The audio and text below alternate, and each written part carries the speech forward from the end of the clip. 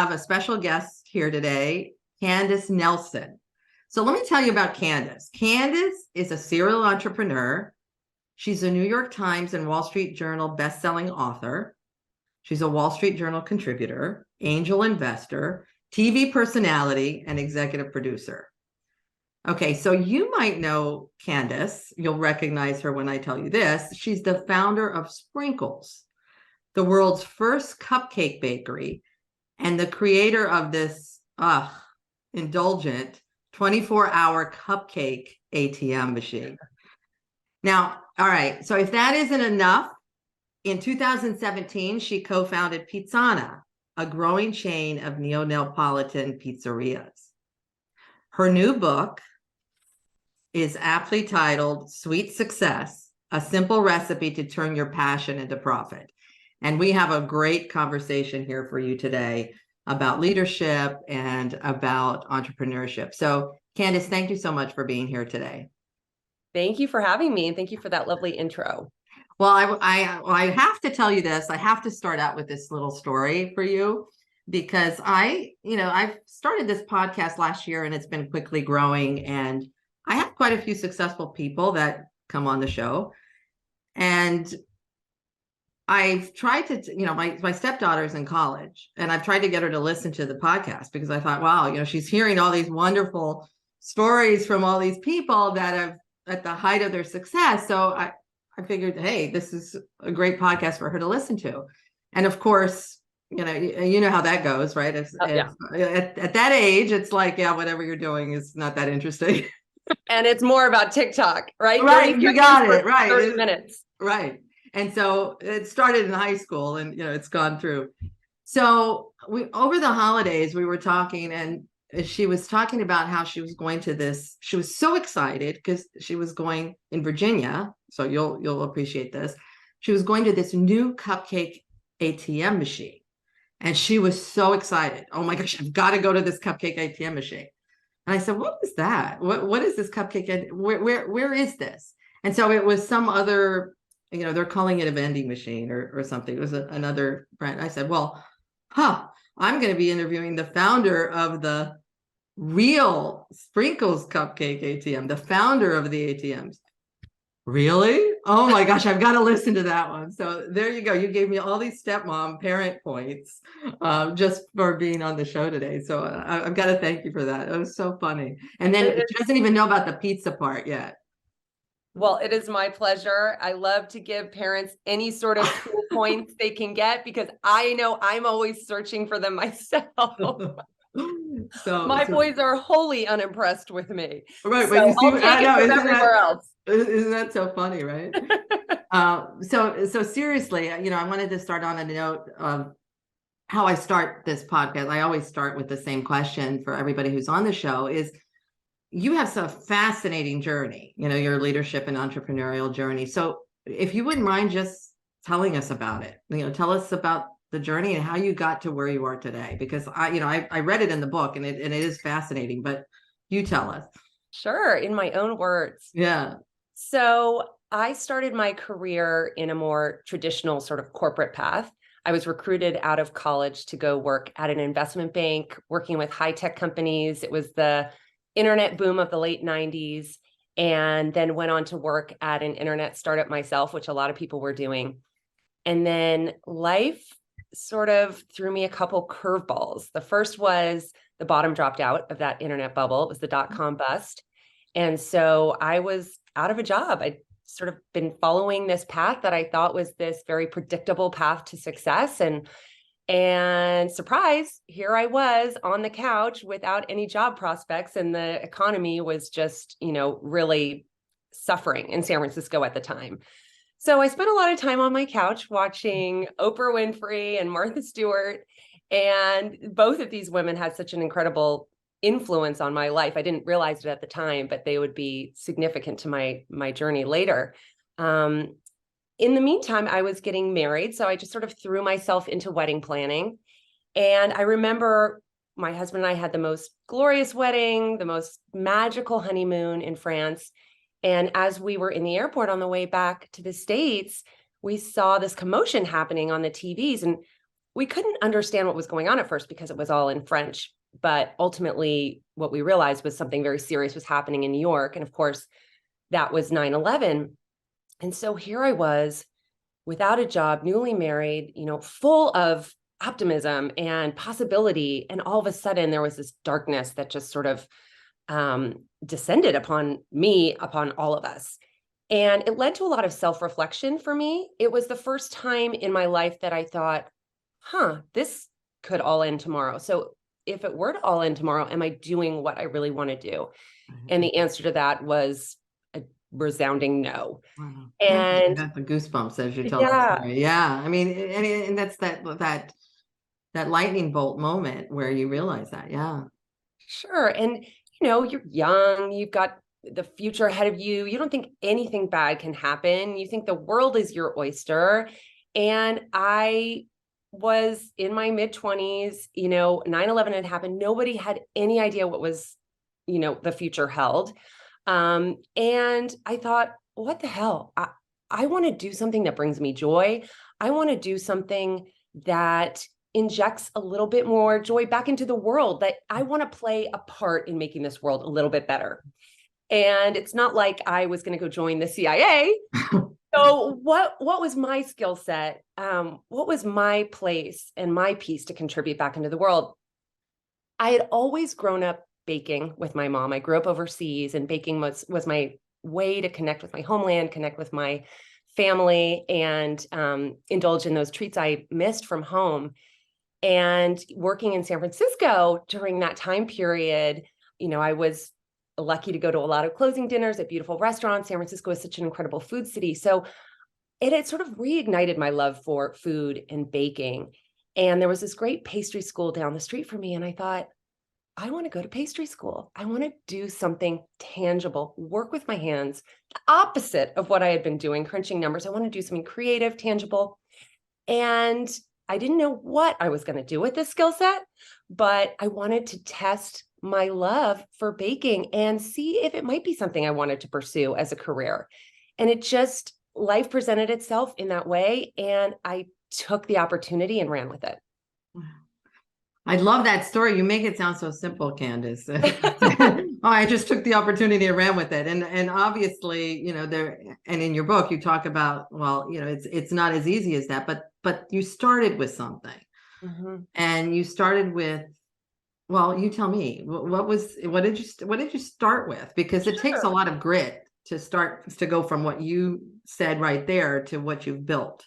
Sure. And I don't want to gloss over it. You're right. It wasn't as simple as that, because I had been raised in this family that really believed in traditional education. And my dad was a corporate lawyer. He was only worked for 2 companies his whole life. There was no entrepreneurial streak necessarily in my immediate family. If I look back to my great-grandmother, she actually was a restaurateur during the Depression years, a single mom, a real, I don't know, trailblazer at the time. But in my immediate family, it really was about being a loyal corporate employee, following that track. And so for me to sort of throw my career, this incredible, I mean, I was probably, yes, I was out of a job, but I was going to go to business school, right? That was the next logical. You were still starting out, so you could follow that path. Right. Absolutely. Right. And I was on this very lucrative path, right? From investment banking to a technology company. Next step would be business school. And then, of course, the world is, the options are limitless. And I was, according to probably most of the people in my peer group and my family, throwing it all away. Right. To go chase this whim, this quote unquote whim. But what I found was, when I was in pastry school and I got up every day to, quote unquote, make the donuts, put on my chef whites, I loved it so much. It was so fulfilling for me to work with my hands. It was so simple to create something and hand it to someone and watch them enjoy it. And yet it just fueled me. And I knew I wanted to do that.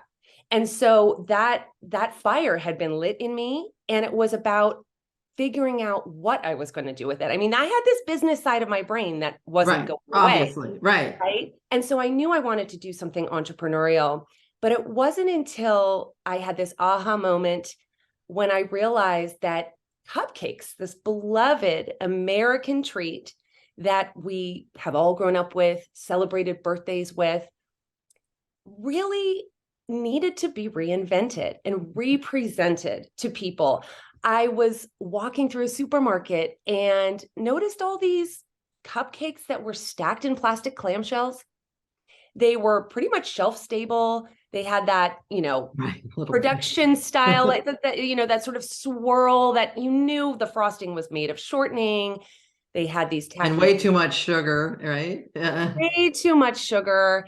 And I just thought, when did the cupcake become a commodity?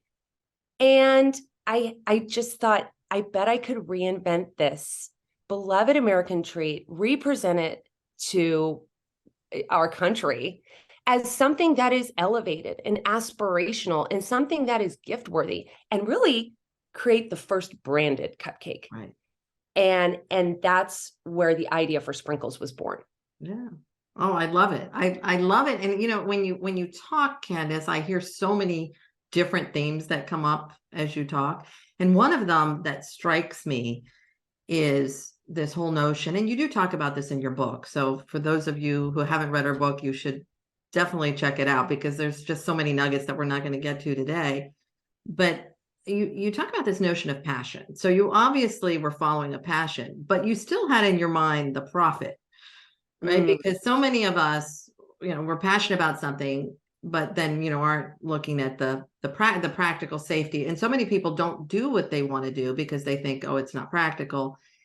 And you actually took something, and you said you didn't create something new, but you took something that was already there and you reinvented it. Can you talk a little bit more about that concept? Because I think that is what scares people sometimes about starting something new. It's like, oh, everybody's doing that. Or, there's so many cupcakes, or there's so many. So obviously there were still cupcakes at the time. I think, there was Sure. like another bakery or, coming out. So Sure. how did you just stay the course with that one and really say, no, okay, this one is different. I'm doing something different. I think I'm so glad that you bring this up, because this is really my quote unquote sweet spot, is this idea of taking something that's already beloved and putting a new spin on it. I think, there's a lot of different ways to come up with ideas, and I go through so many of them in my book. But you're right. You don't have to be a category creator. I mean, really, if you are working with something that you already know people love, that is proof of concept. But it's a noisy market out there, and you have to differentiate yourself. So what is your unique point of differentiation? That comes from really having a unique insight. That comes from understanding the market and knowing, what's missing, or leaning into a pain point and trying to figure it out so that what you put out into the market is 10 times better than what exists out there. With Sprinkles, it was the first ever sort of modern take on a classic treat. It was I hate this word, but I'm going to use it because it does have some meaning. Yeah. The first ever real gourmet cupcake, modern cupcake. And it also, the timing of it was just right in the sense that it felt wrong. And what I mean about that is this, that old adage, when everyone is zigging, you zag.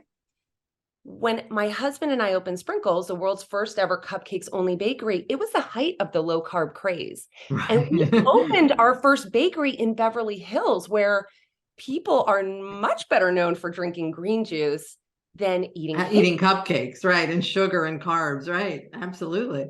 Exactly. So that in and of itself felt innovative and got people talking. Now I have a lot of people now reaching out to me. They want to, start a bakery, or they're coming out with some style of, food CPG line. And the number one thing I'm looking at is, what is your differentiation? Why are people going to turn to you versus XYZ? And frankly, why do I care? Right. So yes, I think don't be dissuaded if you see a crowded market. I mean, Pizzana, my new business, right? It's a pizza restaurant. There's a pizza place on every corner. Right. And unlike Sprinkles, where we really were doing something different, with Pizzana, we were doing something very similar, but doing it in a very new, refreshing way. Right. So there's room for everyone as long as you know how you are differentiating yourself. Yeah, I love that. And I think there's a big nugget in there that I think needs to be highlighted, is that, and it's okay if you're not for everyone, because you're not trying to necessarily reach everyone with a gourmet cupcake, for example, right? Or with your Neapolitan pizza. I don't know. I mean, what is your thought on that? That's what's coming to my mind as you talk. You have to know your target audience.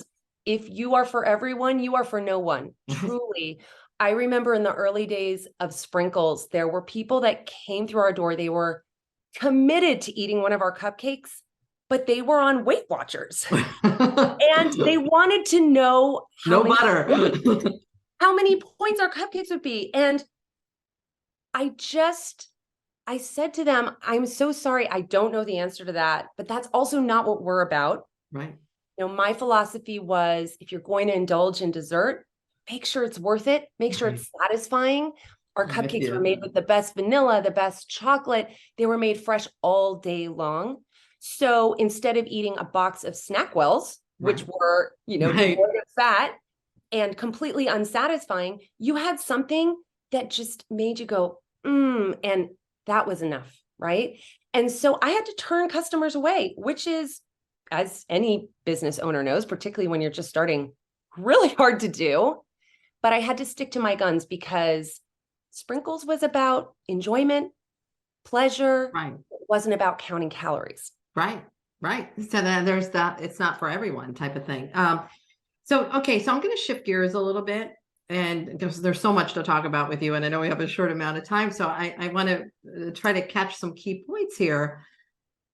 Obviously, this is a leadership podcast and we talk a lot about leadership, but I think, I'd like to know from you, what have you learned about leadership from leading? Because and also self-leadership. There's a component of self-leadership in what you're doing, because you're the one who had to make this happen. I know, as it grew, things probably changed, but talk to me a little bit about that. And when I talk about self-leadership, sometimes people, they have the idea, they have the execution plan, but then there's the work, right? And it's, and I'm struck, and I love in your book where you talk about, you talk about, hey, you were pounding the pavement, you were out there all the time. And I think, that part of it is not the glamorous, exciting part of it. So talk to us a little bit about that. Oh, it's all about the work. And as a culture, I think we really focus on the end of the fairy tale, right? The success story, the pot of gold at the end of the rainbow, but we don't focus as much on those really seemingly insignificant steps that get you there.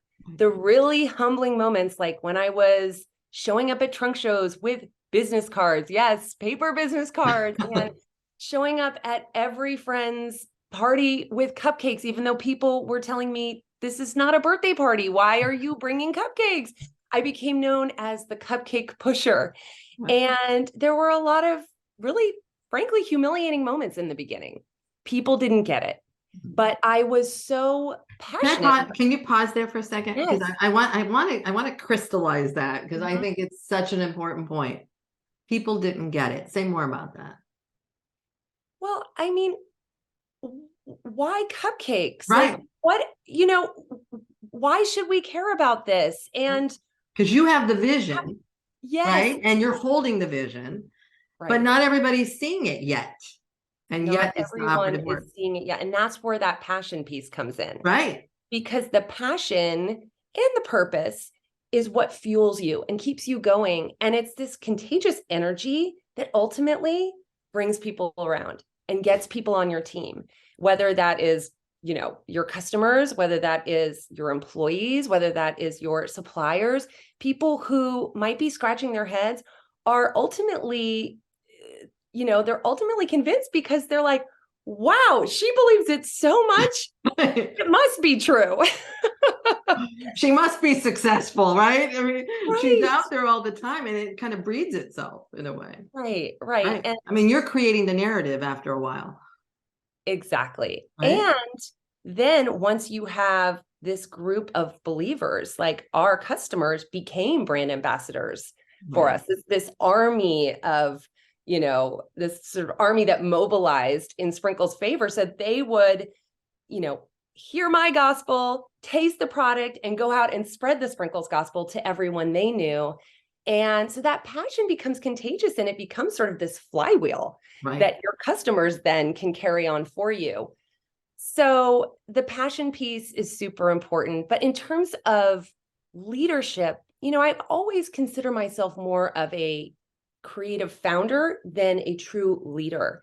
And the type of leadership that I feel is most comfortable for me is a sort of servant leader style, where I really value my team above all.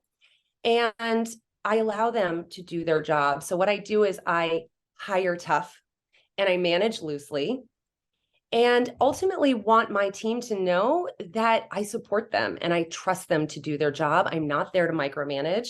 And frankly, in a startup, there isn't a lot of time for oversight. Everybody's got to be doing the work. There are very few resources. There are not enough people. There's not enough money. So everybody's got to be actively contributing.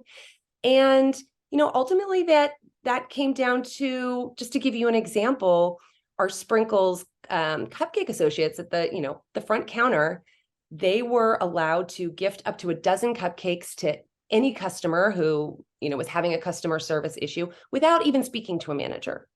So really giving my team Empowerment. Right. empowerment. And yes, that means that people are going to make mistakes, but frankly, that's what entrepreneurship is. So if I'm not allowing my team to do that, who am I to do that?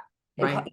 I wanted to sort of imbue my company culture with this entrepreneurial spirit. And that's what it's about, allowing everyone to sort of operate independently within reason.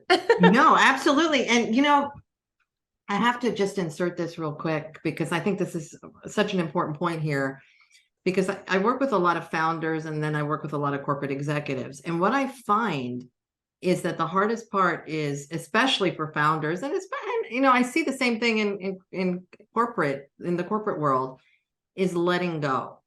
Oh, There's a point where you That's a can't big do one. everything, right? That's a big leadership transition point. It's like, okay, and actually you being in everything is causing problems in the organization. So when did you realize that? You had to have come to that realization. It's impossible that you didn't at where you are, and to be so successful. So when did you realize that, Candace, that, okay, I can't do everything? I think I realized it when I was almost dead.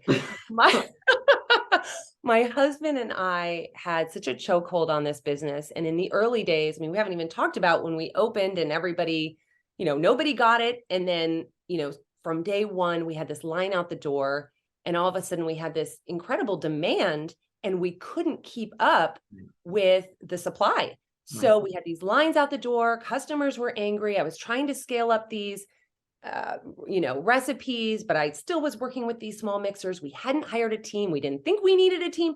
And then on top of it, I was so controlling about this product because I knew that the key to this cupcake being memorable was in the details. And how could I entrust the details to some person I didn't know? And who's not as passionate as you are about it. Right. Absolutely. And so my husband and I worked ourselves to the bone. The first few months we were working double, triple shifts. There were nights we slept on the bakery floor because it didn't make sense for us to go home and come back before we had to turn on the ovens again. And I realized I was going to kill myself if I didn't hire someone. And the day that I finally handed over my precious recipes to my new head baker was the scariest day of my life. I knew this was a make or break moment. I knew that I had checked his references within an inch of my life, but that there was still that 10% that I couldn't control. And I just had to let it go because otherwise I wasn't going to be able to go on. Right. So I let go. But that's a key transition point, right? So important and so hard because this was my child. I mean, this truly was my first child, Right. and it meant everything to me. It was my livelihood. It was my passion. It was, it was my reputation. Right. I had put it all on the line. But ultimately, you have to trust in your team.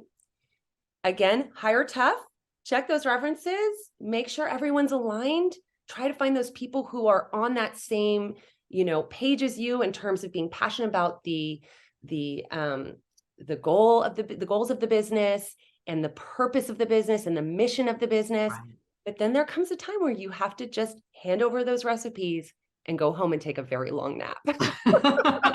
I love it. I love it. And I know how painful that is. And I know how hard that is. And that's why I bring it up, because it's still something everybody has to do at some point, and just letting it go. But but I think you also stress the point of having a clear expectations, clear vision of what the brand is. Mhm. And so that everybody has something to follow, and then just trusting that that will happen. Right. So no, I love that. Um, so let me ask you this. What do you think is the secret of your success as an entrepreneur? So if you were to sum it up, what do you think is the secret to your success? I think it would be being comfortable with the unknown and being comfortable with being uncomfortable. Because as an entrepreneur, there really is no roadmap. Right. I mean, in life, there really is no roadmap, Right. right? So you have a passion, you have a plan, you have a goal, you have to be flexible with how you get there. And every day you wake up and there are 10 new fires that you have to put out and 10 new very important decisions you have to make, these sort of turns in the road, and you have to make these decisions that determine the trajectory of your business. And there's no one to tell you what's right and what's wrong. And I think I really exercised that muscle growing up. And every couple years, my family would move and I would Yeah. show up at a new school in a new country, often with a totally new culture. And I'd have to create my life again, make my friends, and find my place in this new world. And so I became, for better or worse, very good at being comfortable in the uncomfortable. Mm. And I think that served me well as an entrepreneur. Yeah. Yeah. No, and I totally relate to the background as someone who grew up in Europe and moved around, right? So I relate to you on that. But I do think you don't realize at the time how much resilience that gives you, Oh, right. because Mhm. you're constantly having to put yourself out there in a new, and you talk about that in the book as well. So okay, so a couple more questions, just I know in terms of time. Again, I have so many questions for you, and we could spend 3 hours talking. So let me ask you this.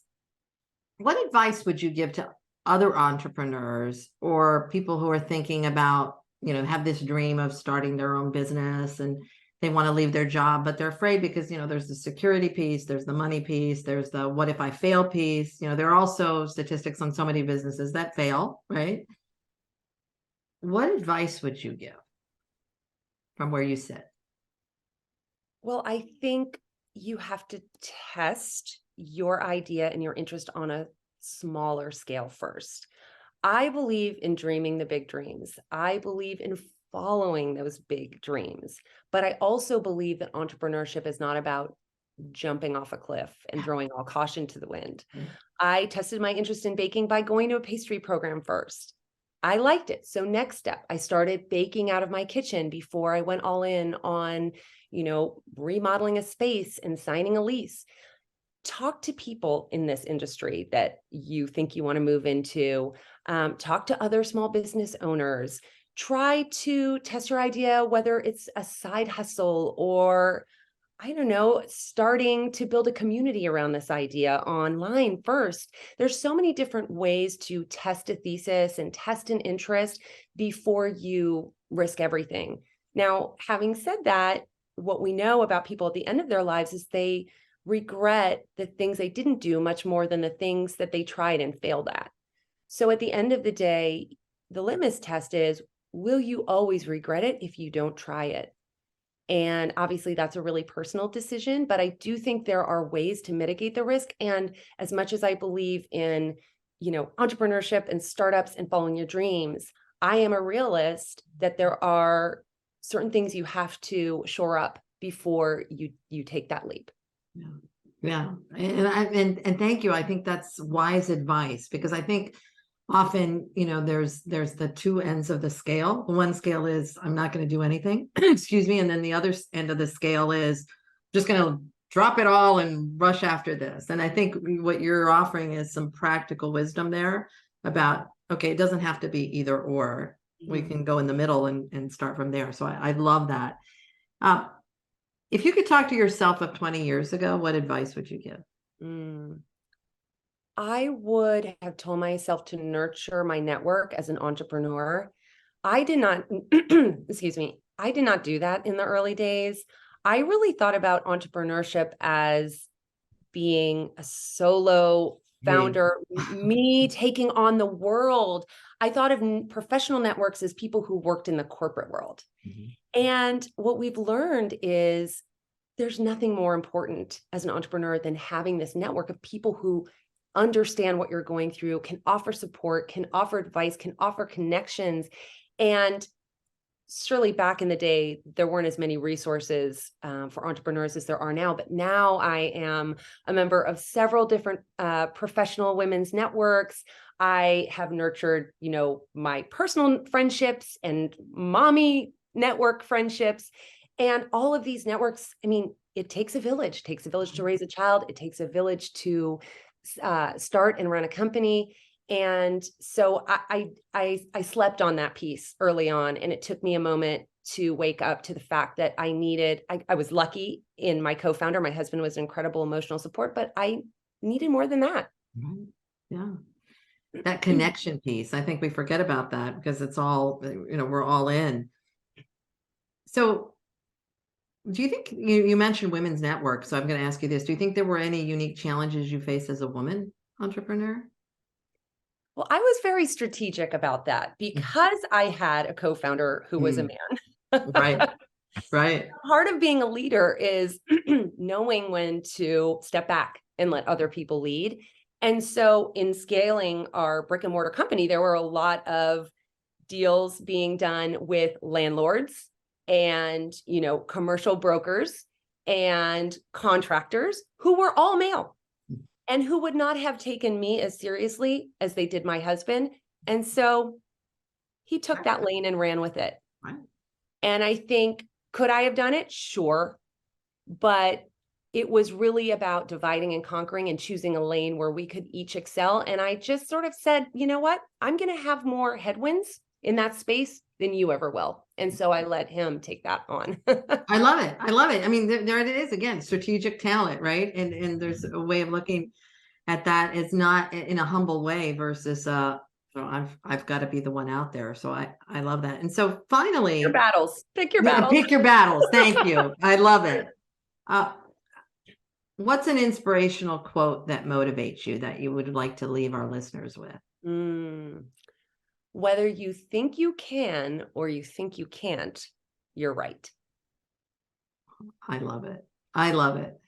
Thank you so much, Candace, for this wonderful talk today. I'm encouraging everybody, and I don't sell things on this podcast, but I do talk about great new books that I like, and that I actually read myself. And I actually read this book, The Sweet Success, A Simple Recipe to Turn Your Passion into Profit. And I encourage those of you who are working in corporations and who have the entrepreneurial bug, or who are entrepreneurs or founders, to read it, because we only took a little snapshot of some of the wisdom that you have today. You have so much great practical. I'm a big believer in practical advice as well. I love academia. I work in universities, but I like the practical wisdom that you share. And so thank you so much, my wise woman today.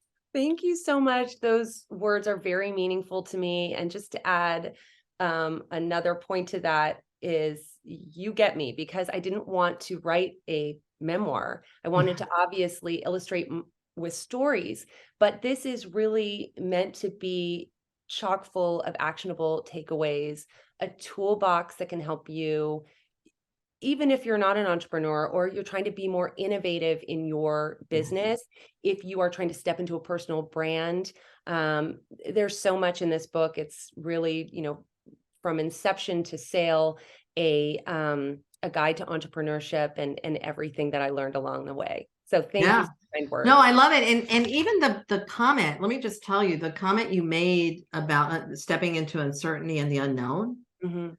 that is not an entrepreneurial issue. That is a leadership issue right now. Every leader is faced with dealing with the unknown and dealing with uncertainty and being able to embrace that.